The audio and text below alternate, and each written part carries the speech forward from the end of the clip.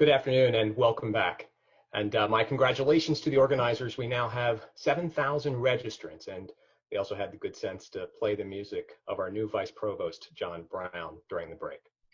I'm pleased to introduce the next session, which is entitled Being Black at Duke, a topic for which I have just a bit of experience.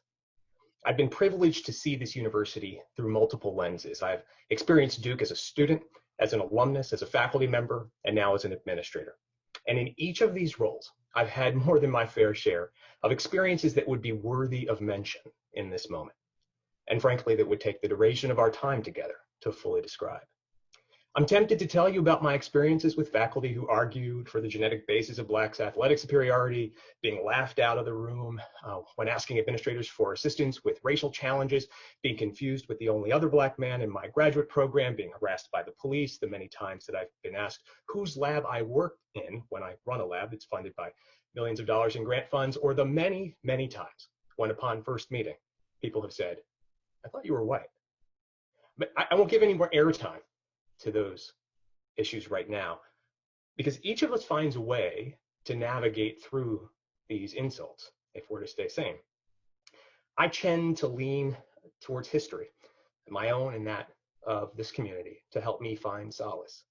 I lean on the examples of Duke students like Mary Mitchell, one of the first 5 Black students who together started a quiet revolution on our campus. Now, being in the first 5 would be notable in its own right, but I tend to think of her in particular because despite the unfathomable challenges she faced, Miss Mitchell found a way onto the dean's list in her first year. And she modeled for me the level of excellence to which I aspire. We're going to hear today from some of our current students whose contributions cannot be ignored if Duke is to become what it must be. I think of my own grandmother, who worked for decades at another Southern university with a troubled history, a school that would not accept her children as students, but she worked there, as do so many of our custodians, groundskeepers, dining workers, and housekeepers, motivated by a vision for what her children and grandchildren might achieve. We'll hear the stories today of our staff members in narrative form as they describe their efforts, which cannot be ignored if Duke is to become what it must be.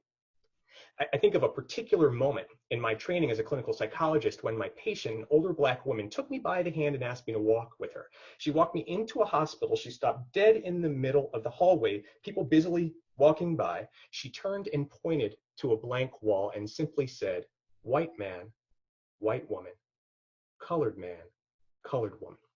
She turned back and looked at me and said, "Whatever you do here, I want you to remember. We need you to remember." And when she said, "Whatever you do here," I had no sense that I would be doing what I now do here.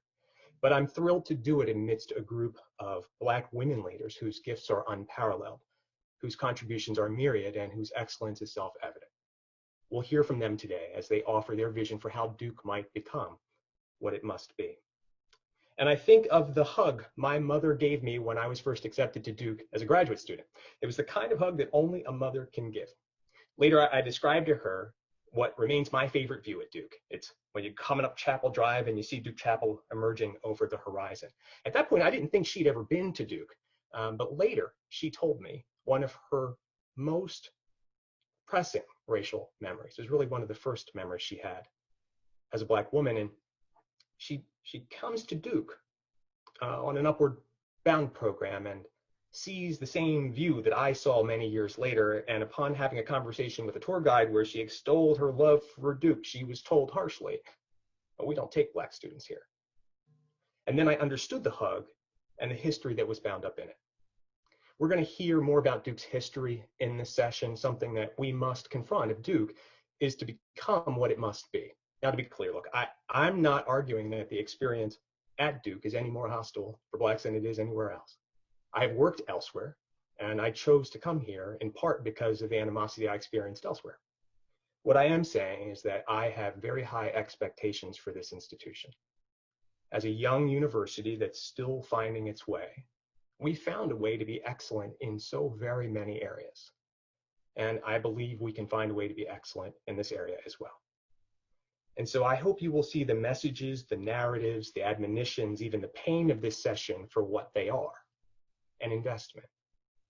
They represent an investment by the people of this place in the heart and community of Duke, with the hopes of pushing Duke to become what it must be, an institution that consistently roots out inequity and strives to achieve racial justice.